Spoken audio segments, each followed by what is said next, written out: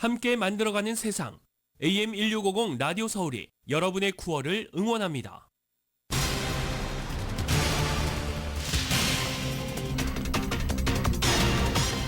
오늘 노동조를 맞아 기념 퍼레이드가 펼쳐집니다. 월밍턴에서 열릴 예정인 퍼레이드에는 약 10,000여 명이 참석할 것으로 예상됩니다.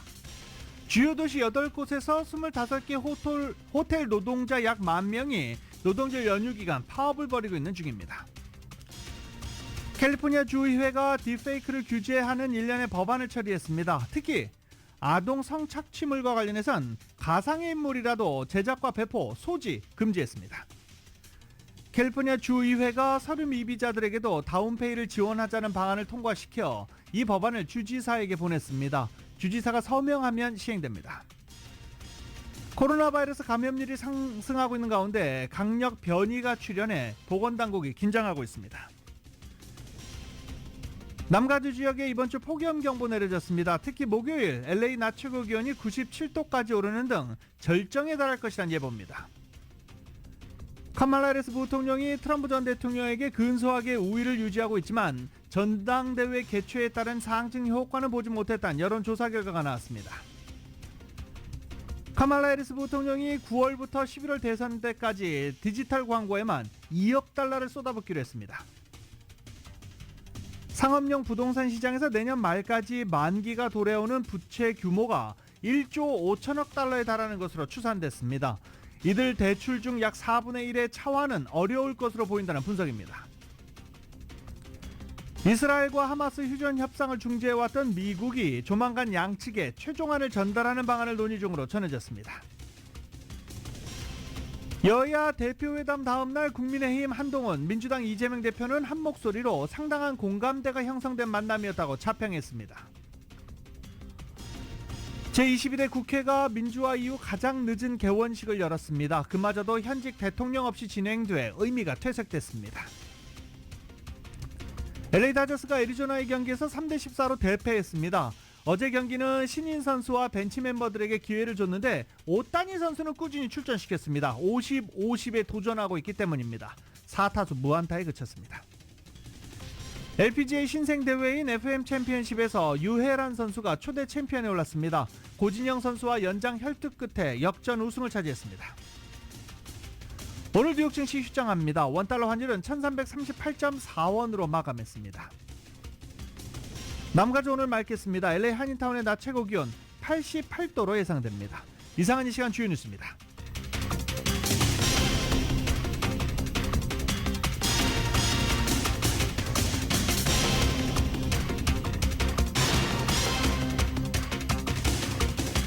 이 시간 주요 뉴스는 한우리 호텔, 세계 최대 항공기 아시아나항공 A380에서 차별화된 서비스를 만나보세요. 고국까지 편안하고 안전하게 모시는 아시아나항공 제공입니다. 애청자 여러분 안녕하십니까, 유지승입니다. 2024년 9월 2일 월요일 라디오 서울 모닝 뉴스 2부입니다. 노동절 연휴 잘 보내고 계십니까? 편하게 하루 잘 보내시기 바랍니다. 여행길에서 돌아오시는 분들은 오늘 안전운전 절대 잊지 마시기 바라고요. 오늘 오후부터 프리웨이 정체 현상 예상된다라고 하니까 편안한 마음으로 그냥 즐겁게 음악 들으시면서 저희 라디오 서울과 함께 하면 또 여행 즐겁잖아요. 너무 옛날 멘트인가요? 네. 여행 마무리도 연휴 마무리도 잘 하시길 바랍니다. 오늘 연방 공휴일인 노동절을 맞아서 연방정부, 주정부, 시정부 그리고 한국정부까지 일제히 휴무합니다. 한국정부는 미국에 있는 한국정부입니다. 우체국, 도서관, 은행 휴무에 들어가고요. 한인 은행들 역시 모두 휴무합니다. 뉴욕 증시도 오늘 휴장합니다. LA 총영사관, LA 한국문화원 이런 한국 정부 기관들도 문을 닫습니다. 오늘 쓰레기 내놔야 되는 지역들 있죠. 오늘 쓰레기 수거 하루씩 수년됩니다. 그래서 오늘 쓰레기 내놔야 되는데 내 지금 여행길에 있어서 어떡하지? 네, 내일 내놓으시면 됩니다. 메트로버스 등 대중교통은요, 일요일 스케줄에 따라 운행이 됩니다. 오늘 노동절을 기념하는 퍼레이드도 펼쳐집니다. LA 롱비치 항구 노동연합 45주년 연대 퍼레이드 그리고 피크닉 랠리가 월밍턴에서 펼쳐집니다. 오늘 주제가요, 노동의 미래를 위한 투쟁이라는 주제입니다. 그리고 이 조합 대표는 호텔 근로자들과 헐리우드 제작진의 노동자들이 지난해 투쟁에서 얻은 계약 이런 것들 승리를 축하하는 마련도 될 것이다 라고 얘기하고 있습니다. 퍼레이드도 펼쳐집니다. 퍼레이드는 오전 10시부터 브로드 애비뉴와 이스트릿 교차로에서 시작돼서 베닝파크에서 마무리될 예정입니다. 지난해에는 약 7,000명의 노조원들과 가족들이 했는데 올해는 아까 말씀드렸죠. 호텔 근로자 헐리우드 제작진 노사 계약을 성공했기 때문에 이들을 축하하는 자리입니다. 그래서 여기에 다 소속돼 있던 노조원들도 전부 다 함께 할 것으로 보여서 한 10,000명 정도 오늘 퍼레이드 그리고 피크닉에 모일 것으로 보입니다. 베닝파크에서 오늘 마무리되고 오후 4시까지 피크닉 랠리가 열릴 예정입니다. 그리고 또 오늘 이곳에서는 무료 정보 그리고 무료 자료 그리고 노조 가입 어떻게 하는지 노동조합 어떻게 되는지 이런 것들 쭉 안내해 주거든요. 이런 것들이 혹시 궁금하신 분들은 참석해서 정보 받으시기 바랍니다.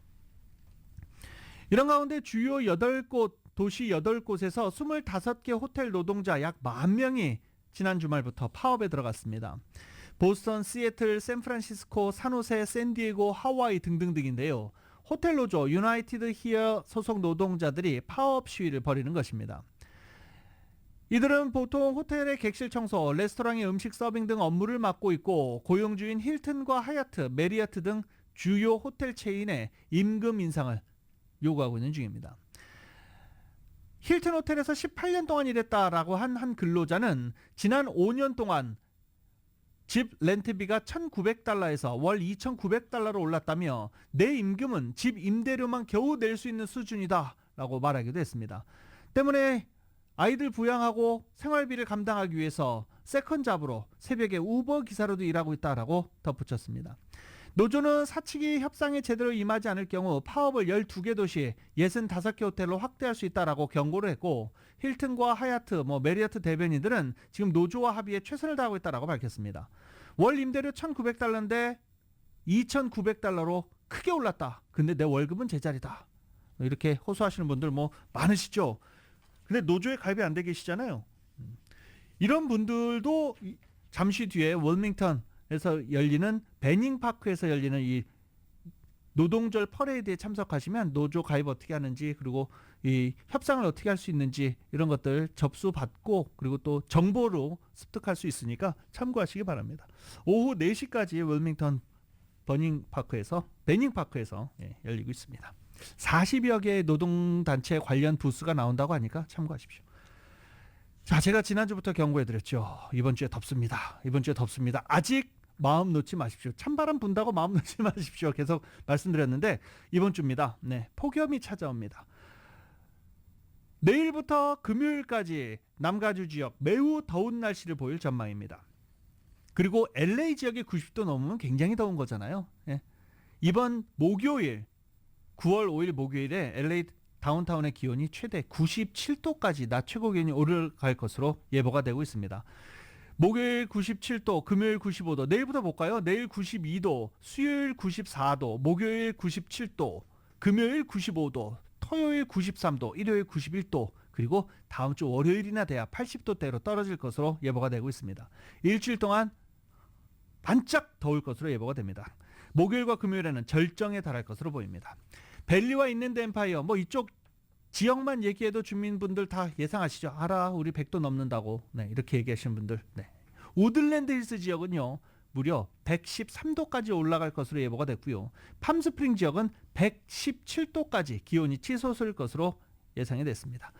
대부분 지역에 폭염 경보 발령된 상태입니다. 고령층, 어린아이, 만성질환자, 온열 질환 문제에 각별히 주의할 것도 당부되고 있습니다. 지금 세계적인 문제로 부각되고 있는 딥페이크 범죄를 두고 캘리포니아주가 가장 먼저 규제에 나섰습니다. 딥페이크, 남의 얼굴을 합성하는 것이죠. 남의 얼굴을 이상한 사진에 합성을 하거나 아니면 친구들 그리고 학교에서 이게 굉장히 문제가 되고 있죠. 이렇게 얼굴을 합성을 하는 겁니다. 캘리포니아주는 이에 관련해서 규제에 나서기 시작했는데요. 특히 아동 성착취물과 관련해서는 가상의 인물이라도 AI가 만들어낸 인물이라도 제작, 배포, 소지 모두 금지했습니다. KBS입니다.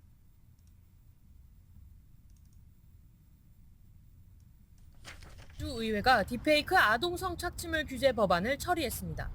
법안에는 딥페이크 기술을 이용해 아동 성착취물을 만들 경우 처벌이 가능하도록 하는 내용이 담겼습니다. 특히 해당 아동이 실존 인물인지와 무관하게 미성년자에 대한 딥페이크 성착취물의 제작과 배포, 소지를 원천 금지합니다. 현행법상 딥페이크를 이용한 성착취물 제작은 그 대상이 아동이더라도 실존 인물임을 증명할 수 없다면 사실상 수사가 어렵다는 한계가 있었습니다. 그래서 법안 강화에 나선 겁니다.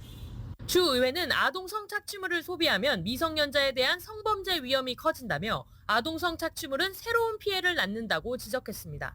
그러면서 이 같은 피해는 아동 성착취물이 어떤 방식으로 만들어지든 관계없이 존재한다고 설명했습니다. 정치 분야에서도 딥페이크 규제가 강화됩니다. 선거와 관련한 딥페이크 제작을 금지하고 소셜미디어 업체에 선거 120일 전부터 딥페이크를 사용한 선거 콘텐츠를 규제하도록 의무화했습니다. 선거 당국이나 후보가 딥페이크 선거 콘텐츠를 제작한 사람에게 손해배상을 청구할 수 있는 길도 마련했습니다. 다만 풍자가 목적인 제작물은 예외로 뒀습니다. 개빈 뉴섬 주지사가 오는 30일까지 이 법안들에 서명하면 캘리포니아는 딥페이크에 포괄적인 규제를 도입하는 미국 최초의 주가 됩니다. 워싱턴에서 KBS 뉴스 김지숙입니다. 캘리포니아주에서 이제 서류 미비자들에게도 무이자로 다운페이를 지원하는 방안이 주의회를 통과했습니다. 그래서 이제 주지사 책상 위에 올라갔습니다. 주지사가 서명하면 시행됩니다. 이것도 또 찬반 논란 상당히 거센 법안 중에 하나입니다. 이외 로컬 소식 보도국에서 정리합니다. 캘리포니아주에서 서류 미비자들에게로 무이자로 다운페이먼트를 지원하자는 방안이 주의회 상하 양원을 통과해 개빈 뉴섬 주지사에게 보내졌습니다. 주지사가 서명하면 가주에서는 서류 미비자들도 캘리포니아 드림4를 통해 퍼스트 홈바이어에게 주택 가격의 20%, 최대 15만 달러까지 다운페이먼트 자금을 무이자로 지원받을 수 있게 됩니다. 정부로부터 지원받은 다운페이먼트 금액은 주택 매매 시 원금과 함께 시세 차익을 가산해 상환하는 방식입니다. 캘리포니아 드림4는 퍼스트 홈바이어들의 첫 집장만을 돕기 위해 론치된 이후 지원자가 몰리면서 론치 직후에 기금이 소진됐었으며 올 4월에 2차로 신청 지원자를 접수받았습니다. 주의회에서 서류 미비자들도 캘리포니아 드림4의 자격 대상에 포함시키자는 방안이 상정돼 공화당과 민주당 주의회 의원들 사이에 당파에 따라 의견이 갈리면서 논쟁을 불러일으켰으나 민주당 의원들의 찬성표에 힘입어 주 상원에서 통과된 데 이어 지난 28일 가주 하원에서도 통과돼 주지사에게 넘겨졌습니다. 가주의 그로서리 매장에서 플라스틱 백 사용을 금지하자는 두 개 법안이 각각 주상원과 하원에서 통과됐습니다. 그로서리 매장의 계산대에서 종이봉투 외에 다른 봉투 사용을 금지하는 법안인 SB 1053은 지난 29일 주하원에서, AB 2236안은 지난 28일 주상원에서 통과됐습니다. SB 1053은 그로서리 마트에서 체크아웃할 때 포장이 되지 않은 음식을 제외하고는 일회용 플라스틱 봉투 사용을 금지하는 것이 골자로 재활용이 되지 않는 플라스틱으로 만들어진 봉투를 금지합니다. AB 2236 또한 유사한 내용을 담고 있습니다. 두 개 법안은 주의회에서 상하 양원을 다시 한번 통과해야 하며 통과되면 개빈 뉴섬 주지사에서 넘겨집니다. 가주는 2014년에 한 차례 주전역에 위치한 그로서리 매장들의 플라스틱 봉투 사용을 금지하는 법안을 마련해 2016년 유권자들이 해당 법안을 통과시킨 바 있습니다. 그러나 실제로 그로서리 마트에서 법안이 제대로 지켜지지 않고 재활용이 되지 않는 플라스틱 봉투를 여전히 사용하면서 법안의 목적이 유명무실해진 바 있습니다. 플라스틱 봉투 사용 금지를 추진하는 단체인 가주 공공이익리서치 그룹 측은 플라스틱 봉투가 환경오염의 주범인데 그로서리 마켓에서 여전히 플라스틱 봉투 사용이 이뤄지고 있다고 지적했습니다. 라디오 서울 보도국 뉴스룸입니다. 이런 가운데 캘리포니아 주의회가 사립대학교가 대입 사정에서 동문 자녀를 우대하는 레거시 입학과 기부금을 내고 특혜를 받는 도너 입학 관행을 금지하는 법안도 통과시켰습니다. 이 법안 역시 개빈 뉴섬 주지사 책상 위에 올라갔는데요. 법안은 스탠포드 대학교와 USC 등 캘리포니아의 사립대학 입학 사정에 지대한 영향을 미치게 될 예정입니다. UC와 캘스테이트 계열 주립대학에서는 이 레거시나 도너 입학 관행이 없기 때문에 법안은 캘리포니아주의 사립대학교에만 영향을 미치게 됩니다. 초안에서는 대학이 규정을 위반할 경우 금전적인 페널티를 부과할 수도 있지만 최종안에서는 이 벌칙 규정을 삭제했습니다. 대신 사립대들은 매해 동문 자녀를 우대하는 레거시나 기부금을 내고 특혜를 받는 도너 입학으로 몇 명이 입학했는지를 주정부에 보고해야 되고 보고서를 근거로 캘리포니아주 검찰총장이 이 규정을 위반한 대학을 대상으로 법적 대응할 수 있도록 했습니다.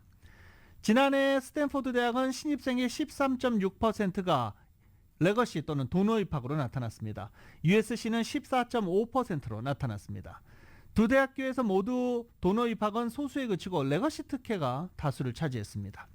포머너 컬리지와 억시덴탈 컬리지에서는 수년 전 레거시 입학 관행을 없앴습니다. 캘리포니아 주의회의의 이 같은 조처는 지난해 연방대법원에서 소수계를 우대하는 어퍼머티브 액션이 폐지된 후 백인의 어퍼머티브 액션으로 불리는 레거시 입학을 폐지해야 한다는 목소리가 높아진 가운데 나왔습니다. 하지만 사립대학교들은 레거시 입학 관행으로 동문 결속을 돕고 동문들로부터 많은 기부금을 거둘 수 있어 대학 발전을 위해 레거시 입학 관행이 유지돼야 한다는 입장도 밝혔습니다. 캘리포니아주의 이 같은 움직임이 다른 주, 타주에 어떤 영향을 미칠지는 아직 모르겠습니다. 하지만 많은 관심을 받고 있습니다. 리버사이드 카운티에서 산불이 발생해서 최소 650에이커 정도를 전소시켰습니다. 대피령 경보가 발령됐는데 소방국에 따르면 어제 오후 2시 20분경 샌하신토 북쪽에서 산불이 발생했다라고 밝혔습니다. 이 산불은 레코드 산불로 명명이 됐습니다. 현재 어제 오후 6시 현재 650에이커를 전소시키면서 확산되고 있는 것으로 전해졌습니다. 어젯밤까지 기존의 진화율 0%였습니다. 일단 진화율이 0% 있을 때는 대부분 소방관들이 불이 어디로 확산되는지 일단 관망하고 있는 거죠. 더 번지지 않도록 물은 뿌립니다. 물은 뿌리는데 확산되지 않도록 물은 뿌리는데 어떻게 진화 작업을 해야 되는지 이 불의 이동 경로를 살피는 경우가 상당히 많습니다. 일단 소방국은 일대 대피령 경보를 발령했고 해당 지역 주민들에게 대피하라라는 명령에 따르면 즉각 대피할 수 있도록 준비해 줄 것을 당부했습니다. 이 산불 노숙자 텐트촌에서 시작된 것으로 일단 알려지고 있습니다. 나중에 조사가 이어질 것으로 보입니다.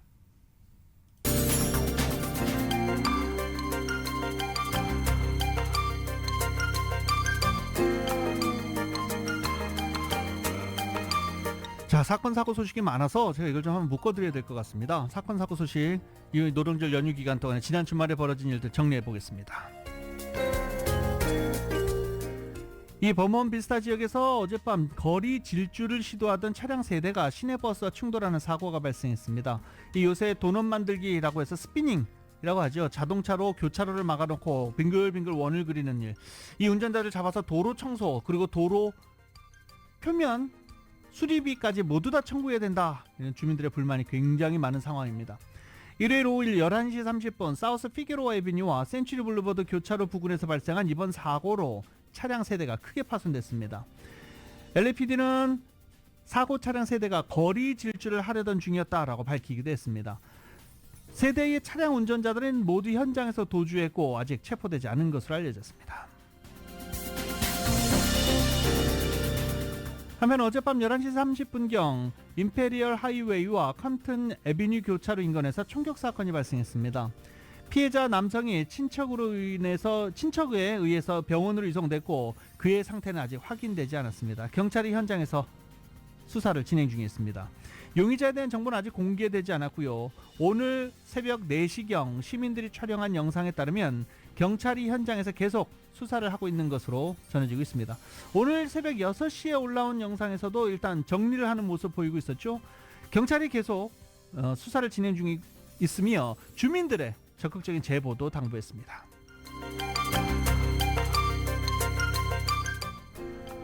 오늘 오전 이 231번가의 교차로에서는 차량 사고가 발생했습니다. 현장에 전복된 차량이 있었는데요. 경찰 보고에 의하면 사고 차량은 은색 토요타로 전복되어 있는 상태입니다. 경찰이 현장에 출동 중이며 현재 사고 경위를 조사 중입니다. 다행히 오늘 또 출근 안 하는 사람들이 많잖아요. 하지만 해당 지역을 지나는 운전자들은 각별히 주의해 줄 것을 당부하고 있습니다. 이 지역 교통 통제되어 있는 상황입니다. 이스트 231번가입니다. 그리고 반스 애비뉴 교차로입니다. 어제도 또 세븐일레븐에서 무장강도 사건이 발생했습니다. 요새 세븐일레븐을 대상으로 한 무장강도 사건 굉장히 많이 벌어지고 있죠. LA 셰리프국에 따르면 오늘 새벽 0시 30분 어제 새벽이네요. 예, 템플시티, LA 동부 지역이죠. LA 동부 지역 템플시티에 있는 세븐일레븐에서 무장강도 사건이 벌어졌습니다. 그리고 1시간 뒤에는 듀알테 지역 2700 헌팅턴 드라이브에 있는 편의점에서도 또 무장강도 사건이 발생했습니다.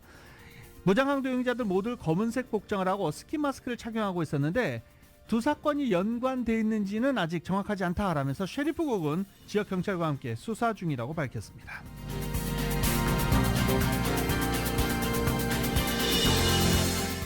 이런 가운데 경찰 사칭 범죄도 있어요. 얼바인에서요, 경찰을 사칭해 돈을 갈취하는 사기 행각이 최근 성행해서 얼바인 경찰이 주민들에게 주의를 당부했습니다. 얼바인 경찰에 따르면 사기범들은 주민들에게 전화를 걸어서 얼바인 경찰입니다 라고 사칭하면서 돈을 요구하거나 밀린 벌금을 당장 납부하다 라고 이런 방식을 사용하면서 돈을 갈취하고 있다고 합니다. 이들은 콜러 아이디를 조작해 수신자로 하여금 경찰국에서 전화가 온 것처럼 보이게 하는 수법을 쓰고 있습니다. 얼바인 경찰국은 절대 주민들에게 전화를 하거나 돈을 요구하지 않는다 라고 밝혔습니다. 경찰국에서 전화가 걸려오면 경관 아이디, 배지 넘버, 담당 부서, 전화번호 확인하고 내가 확인한 뒤에 다시 전화를 하겠다 라고 얘기를 하거나 즉각적인 대응은 하지 말 것을 경찰은 당부하고 있습니다. 얼바인 지역의 경찰 사기 이런 전화 신고 전화번호가 따로 있습니다. 949-729-7000번 949-729-7000번으로 하면 됩니다. 제가 이렇게 이메일 전화번호 안내해 드릴 때 늘 말씀드리죠. 바로 받아 적기 쉽지 않습니다. 이럴 때는 저희 라디오서울 1650.com 라디오서울 1650.com 웹사이트를 참고하시면 됩니다.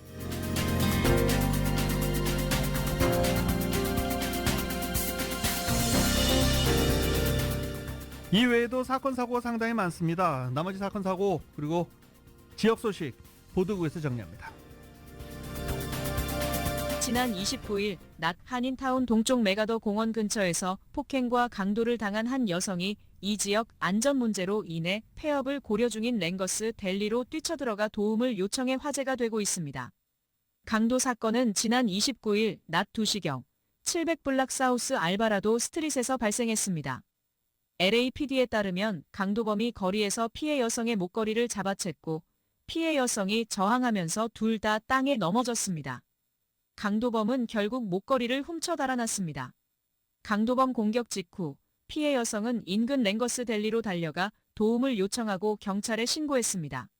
식당에 있던 한 고객이 당시의 혼란스러운 상황을 사진으로 찍어 후에 소셜미디어에 공유했습니다. 칠가와 알바라도에 위치한 LA의 유명 식당 랭거스 델리 업주는 이 지역의 강절도와 노숙자 문제로 고객들이 이 지역을 찾는 것을 꺼려 영업 환경이 악화됐다며 이대로 가면 폐업을 고려 중이라고 수일 전 밝힌 바 있습니다. 지방선거에서 유권자 신분증을 요구하는 것을 금지하는 법안 SB 1174가 하원에서 통과됐습니다. 법안을 발의한 데이브 민가주 상원의원은 주하원이 SB 1174를 통과시켰다며 주지사가 법안에 서명하기를 기대한다고 밝혔습니다. 이 법안은 지방정부가 지방선거에서 유권자 신분증 요구사항을 부과하는 것을 금지해 가주 전역에 걸쳐 다양한 선거 요구사항의 혼란을 방지하자는 것이 골자입니다. 지난 3월 헌팅턴 비치시는 오는 2026년부터 시선거에서 유권자 아이디 요구사항을 시행하는 헌장 개정안을 승인한 바 있습니다. 데이브 민 의원은 그러나 헌팅턴 비치시가 유권자 자격 규칙을 변경해야 할 유권자 사기 증거를 제시하지 못했다며 가주의 시 정부들이 서로 다른 투표 규칙을 만드는 것을 허용할 수 없다고 밝혔습니다. LA 카운티 보건국이 유해한 박테리아 수치 검출을 이유로 일부 해안가에 입수 금지령을 내렸습니다. 입수 금지령이 내려진 지역은 마리나델레이의 마더스 비치와 라스 플로레스 주립 해변의 라스 플로레스 크릭, 파라다이스 코브의 월넛 크릭, 샌페드로 이너 카브리오 비치, 댄 블루거 카운티 비치의 솔스티스 크릭 말리부의 토판가 캐니언 비치, 산타모니카 피어부두에서 해안을 따라 상하 백야드로 이 지역에서는 수영이나 서핑이 금지됩니다. 라디오 서울 보도국 뉴스룸입니다. 노동절 연휴 중입니다. 이 연휴가 끝나면 어떻게 될지 지금 보건당국이 굉장히 관심을 갖고 지켜보고 있는 중입니다. 코로나 바이러스 때문입니다. 올여름 캘리포니아 내 코로나 바이러스 변이 하위 바이러스 KP3.1.1 이로 인해서 이거 하위 바이러스 너무나 많이 발표가 됐었죠. 너무나 많이 발표돼서 다 하나하나 일일이 기억하기도 어려워요. 굳이 기억하실 필요는 없을 것 같습니다. 이런 상황에서 또 다른 변이 코로나 바이러스가 등장해서 보건당국이 비상입니다. 코로나 바이러스 감염률 이번 노동절 연휴가 고비가 될 것이다. 근데 매번 연휴 때마다 고비다라고 얘기는 하고 있는데 코로나 바이러스 감염률이 올라간 이후에 처음 맞이하는 연휴 기간이라서 보건당국이 긴장하고 있습니다. 이은 기자가 보도합니다. 새 변이 바이러스의 명칭은 X2C로 독일에서 처음 발견돼 현재 보건주기 추이를 예시주의하고 있습니다. 독일 외에도 네덜란드를 비롯한 서유럽에서 발견되고 있는 상황인데 X2C의 전파 속도는 빠른 것으로 나타났습니다. 샌디에고 라오야의 위찬 스트립트 연구소에 따르면 신종 코로나 변이 X2C 바이러스의 전파는 이제 막 시작된 상황이며 앞으로 수개월 내로 가주에서 코로나 변이 바이러스 지배종이 될 것이라고 전망했습니다.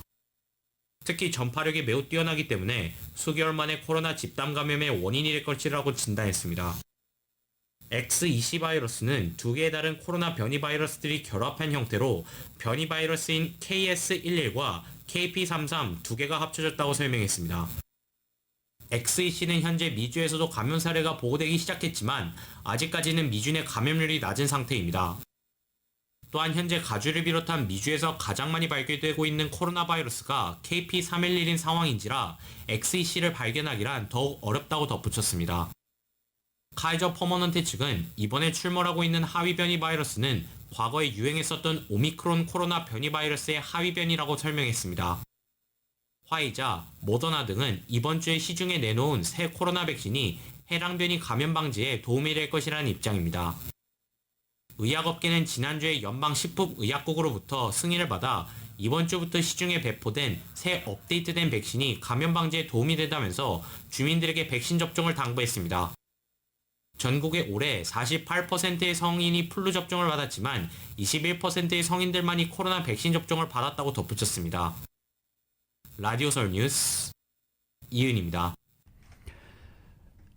브라질에서 옛 트위터인 이 소셜미디어 X 서비스를 전면 중단했습니다. 그러자 일론 머스크가 스타링크를 이용하라고 해서 자신의 인공위성을 보내기도 했는데 국가와 또 일론 머스크 이런 문제가 발생하고 있는 중입니다.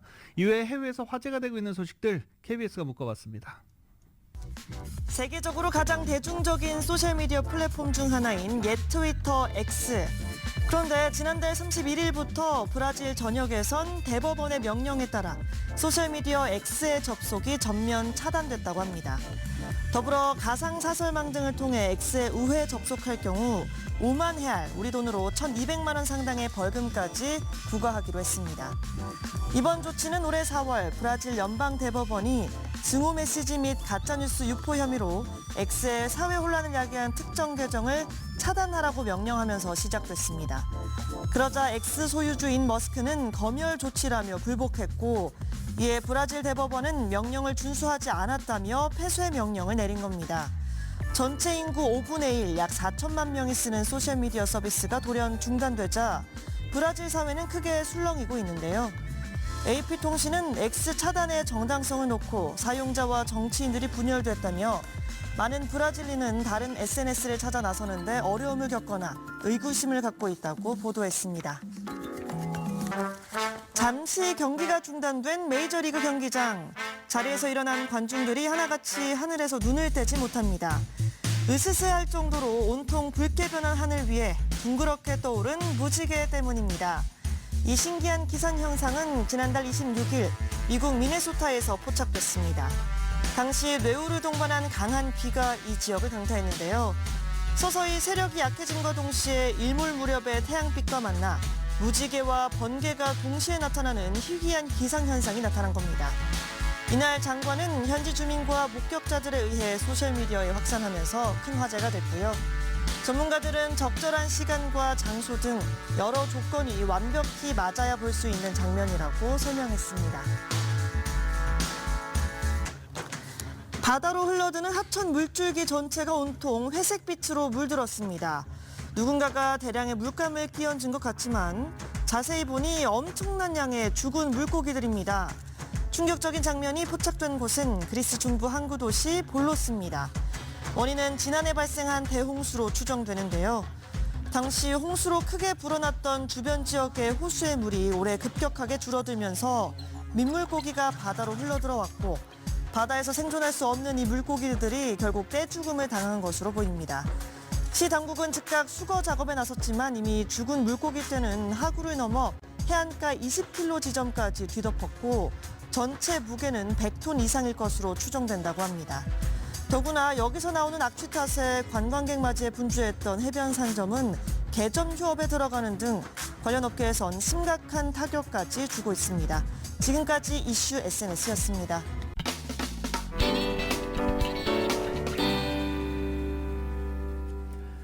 카마라 해리스 부통령이 트럼프 전 대통령보다 앞선다는 여론조사 결과 계속 이제 요 몇 주째 나오고 있는데 전당대회 효과는 보지 못한 것으로 분석되고 있습니다. YTN입니다. ABC 뉴스와 입소스가 현지 시간 1일 공개한 여론조사 결과에서 유권자 50%는 해리스 부통령을, 46%는 트럼프 전 대통령을 지지했습니다. 해리스 부통령이 오차 범위를 벗어난 4%포인트 우위에 선 겁니다. 이번 조사는 지난달 민주당 전당대회 직후에 진행한 것인데 전당대회 전에 한 것과 비슷한 판세를 보여줍니다. 해리스 부통령이 전당대회 후 지지율이 오르는 이른바 컨벤션 효과를 별로 보지 못한 겁니다. 트럼프 전 대통령도 지난 7월 공화당 전당대회로 얻은 게 없었습니다. 이는 유권자들이 두 진영으로 확고하게 갈린 판세를 보여주는 것이라고 ABC 뉴스는 분석했습니다. 다만 여성 유권자의 해리스 지지세는 더 뚜렷해졌습니다. 해리스 54%, 트럼프 41%로 이전 조사 때보다 격차가 훨씬 벌어졌습니다. 남성 응답자의 지지율은 뒤집혔지만 통계적으로 유의미한 정도는 아니었습니다. 또 유권자들은 해리스 부통령이 선거운동을 더 잘하고 있다고 평가했습니다. 오는 10일로 예정된 첫 대선 TV 토론에서는 해리스 부통령 승리를 점친 사람이 더 많았습니다. 주요 현안인 경제, 물가, 국경 문제는 트럼프 전 대통령이 더 높은 점수를 받았습니다. 로버트 F. 케네디 주니어의 트럼프 지지 선언은 별 영향을 주지 않는 것으로 조사됐습니다. YTN 황보선입니다. 파이낸셜 타임스가 해리스 대선 캠프가 이달 초부터 오는 11월 5일 대선일까지 총 3억 7천만 달러를 광고비로 지출할 계획이라고 발표했습니다. 디지털 광고에만 2억 달러를 투입하면서 전국 및 주요 경합주에서 집행할 TV 광고 비용 1억 7천만 달러입니다. 해리스 캠프는 방송과 온라인 광고에서 전략적 우위를 얻고자 발빠르게 움직이고 있으며 특히 디지털 광고 비용은 미국 정치 역사상 최대 규모라고 설명했습니다. 캠프 측은 지금까지 있었던 그 어떤 정치단체보다 디지털 매체에 더 큰 비용을 들이고 있다고 부연했습니다. 해리스 캠프의 이런 발표는 지난 7월 대선 출마를 선언한 이후 지난달 25일까지 5억 4천만 달러 선거 자금을 모금했다고 발표한 데 뒤이어 나왔습니다. 낙태가 대선의 핵심 쟁점으로 부상한 가운데 이 문제에 대한 트럼프 전 대통령의 입장이 오락가락하면서 지지층에서 당혹감이 감지되고 있습니다. 뉴욕타임즈는 낙태와 관련한 트럼프 전 대통령 입장 변천을 소개하면서 대선 승리에 필요하다고 생각하는 만큼의 수사적, 정책적 변화를 꾀해야 할 의향이 있어 일부 사회적 보수주의자들을 짜증나게 하고 있다라고 짚었습니다.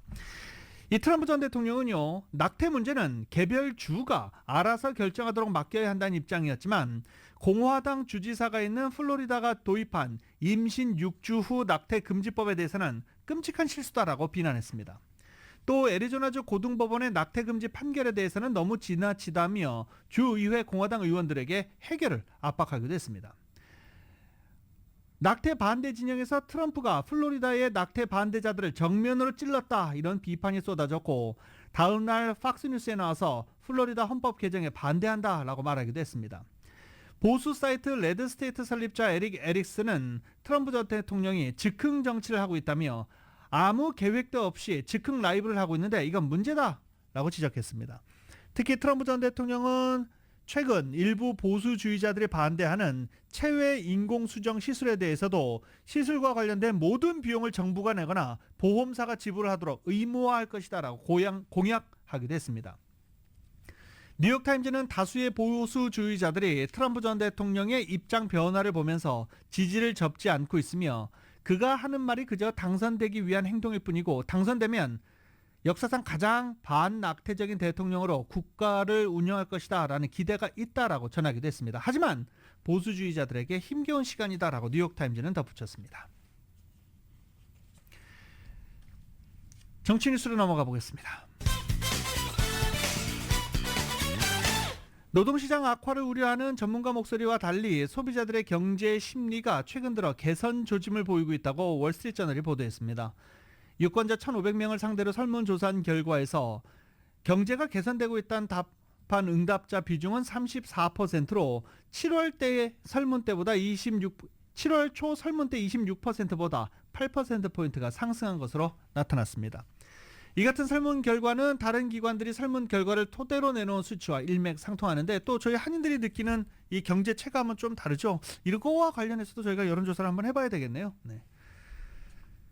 오피스, 공동주택 등 상업용 부동산 시장에서 내년 말까지 만기가 돌아오는 부채 규모가 1조 5천억 달러에 달하는 것으로 추산됐습니다. 블룸버그 통신은 이들 대출 중 약 4분의 1은 차환이 어려울 것으로 보인다라고 분석했습니다. 상업용 부동산 침체는 최근 들어 상황의 심각성이 수면 위로 부상하고 있는 분위기입니다. 팬데믹 이후에도 재택근무가 일반화하면서 사무실 수요가 이전보다 급감한 데다가 고금리 장기화로 이자 부담이 많이 늘어난 게 상업용 부동산 침체의 주된 요인으로 작용하고 있습니다. 과거 낮은 금리로 돈을 빌린 건물주들은 대출 만기가 다가오면서 훨씬 비싼 이자로 돈을 빌려야 하는 어려움에 직면하고 있는 상황입니다.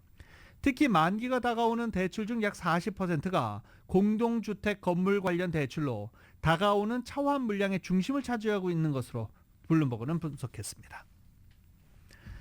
글로벌 컨테이너 운송업계가 기록적인 물동량과 운임 상승에 힘입어 2분기 이익이 100억 달러를 넘어선 것으로 추정됐습니다.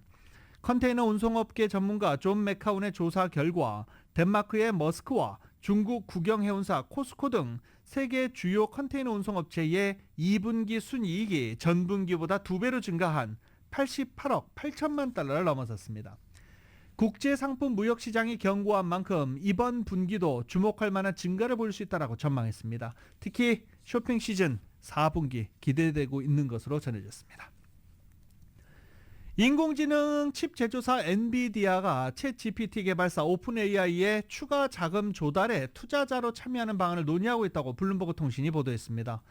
엔비디아가 오픈AI에 약 1억 달러를 투자하는 방안을 논의 중이라고 전했습니다. 블룸버그는 이 논의가 현실화하면 마이크로소프트를 포함해 현재 세계 기술 업계에서 가장 큰 3사가 모두 오픈AI에 재정적인 지원을 하게 된다라고 짚었습니다. 반도체 회사 엔비디아 일거수일투족 이렇게 관심을 받고 있습니다. 반도체 회사 딩딩딩딩 이 소리 기억나시나요? 인텔입니다. 인텔을 상징하는 소리. 인텔은 어디 갔어? 참 안타깝죠. 개인용 컴퓨터 시대와 퍼스널 컴퓨터 PC 시대와 함께 폭발적으로 성장해왔던 인텔. 하지만 몇 년 사이 주가가 곤두박질 치면서 2013년 이후 최저치를 지금 기록하고 있는 중입니다. 손실도 지난 2분기에 엄청났죠. 전체 직원의 15%를 해고하고 직원 식당 유료화한다라고 발표까지 하면서 또 많은 직원들이 뭐야 하고 떠나기도 했습니다. 최근엔 반도체 수탁 생산을 포함해 일부 사업을 매각한다라는 보도까지 나왔습니다. 이 반도체 제국으로 불렸던 인텔 어쩌다 이렇게 됐을까요? KBS입니다. 인텔이 가장 최근에 내놓은 컴퓨터 중앙 처리 장치 CPU입니다. Welcome to a world where you are not constrained by time nor space, not forced to play by the rules. 그런데 소프트웨어와 충돌한다는 불만이 제기됐고 일부 CPU는 아예 손상되기도 했습니다. 이런 문제 등의 영향으로 경쟁사 AMD의 4배가 넘었던 시장 점유율을 상당 부분 잃었습니다. 주력 사업에서 시장 지배력이 약화되고 있는 건데 사실 인텔은 그 이전부터 도약의 기회를 놓쳤습니다. 2000년대 후반 애플의 요청에도 스마트폰 칩 생산을 포기했고 자체 칩을 개발한 애플은 개인 컴퓨터에서도 인텔 칩 사용을 중단했습니다.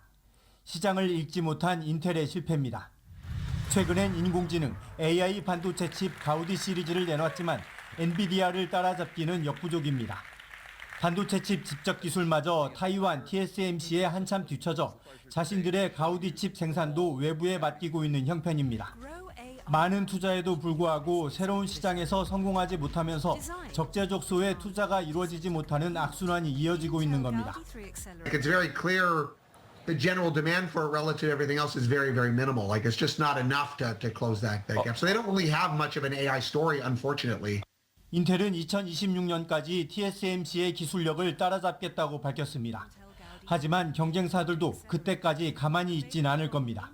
뉴욕에서 KBS 뉴스 박일중입니다.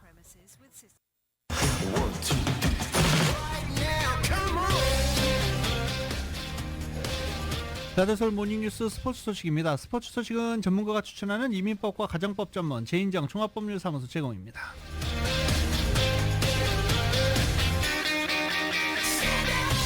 어제 메이저리그 보신 분들은 뭐 메이저리그 왜 이래? 라고 하실 수도 있죠. 어제 9월 첫째 날 경기였습니다. 대부분의 팀들이 신인 선수들 많이 내보냈죠. 네. LA 엔젤스의 신인 선수가 어제 크게 관심을 받기도 했는데 다저스의 신인 선수는 어제 17점이나 했어요. 네. 17점 했는데 좀 불안하고 그냥 쭉 내두면서 데이블 로버츠 감독은 경험을 쌓을 수 있도록 시간을 내줬죠. 그리고 무키 베츠, 프레디 프리먼 모두 결장했습니다. 휴식일이었어요. 그런데 딱 한 명 계속 1회부터 9회까지 나왔던 선수 있습니다. 오따니입니다.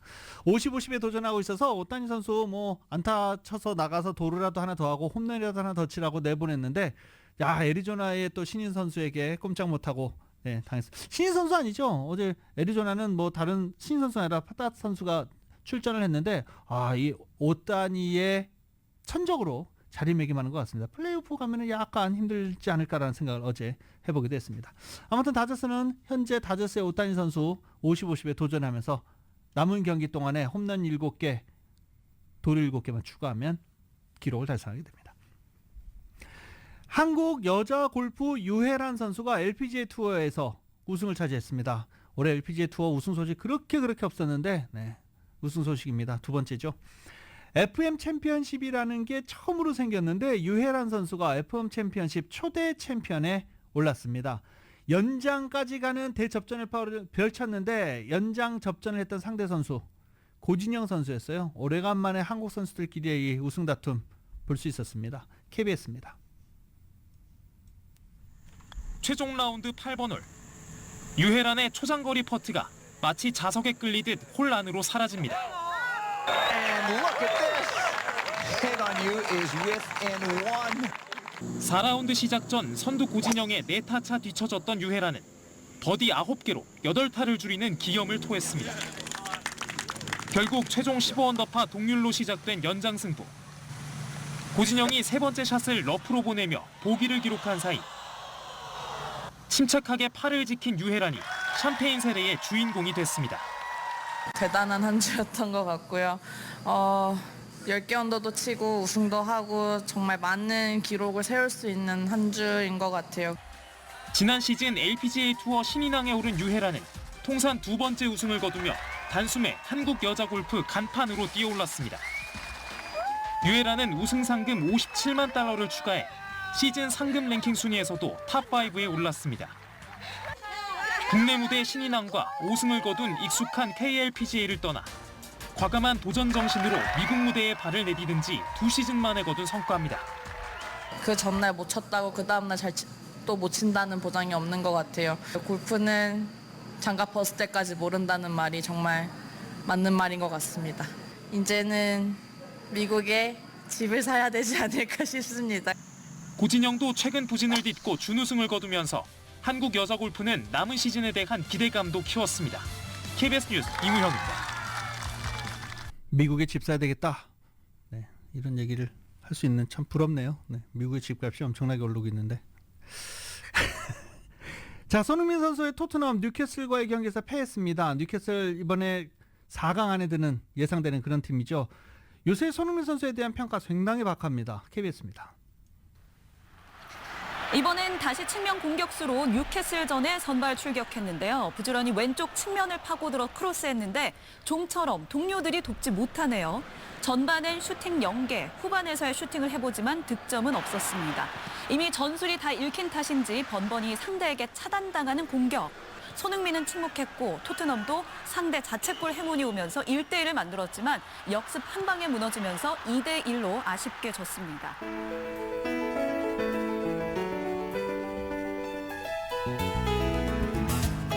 2024년 9월 2일 노동절에 전해드린 라디오설 모닝뉴스 여기서 마치겠습니다. 지금까지 진행의 유지승이었습니다.